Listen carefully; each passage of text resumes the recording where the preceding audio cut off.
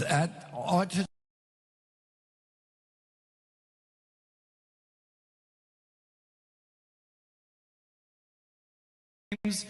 the chair of the Children's Health Defense nonprofit organization, an organization that has believed that vaccines are a contributing cause of autism, despite many studies on hundreds of thousands of children showing otherwise, with the exception of studies done by frauds like Andrew Wakefield with a handful of subjects, whereas with studies with hundreds of thousands of subjects, they find no correlation at all to autism. Do you still agree with the claims by Children's Health Defense, or have you distanced themselves now, or do you, being the chair of Health and Human Services for the U.S., now maybe are more educated on that and do not believe that anymore?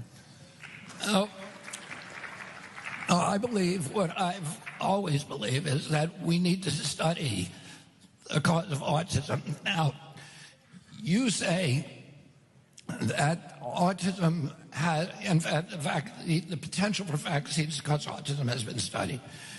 In fact, only one vaccine has ever been studied, the MMR vaccine.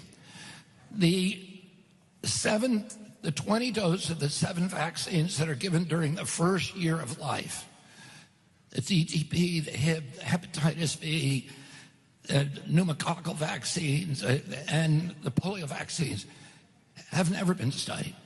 And in fact, Congress, when it passed the 1986 Vaccine Act, said you've got to study the DTP vaccine. He directed the HHS secretary to study the DTP vaccine to see whether or not it's caused autism. That study, so that was 86, it's now 25. So that's 40 years ago? 40 years ago. And those studies have never been done. The only studies that were done were MMR studies, and they were all epidemiological studies, which is not, you can't prove causation with an epidemiological study anyway.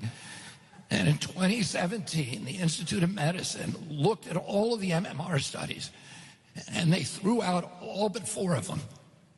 So, and the 4 that were left were all epidemiological studies, and none of them did what you would want to do if you actually wanted the answer, which is to compare health outcomes in a vaccine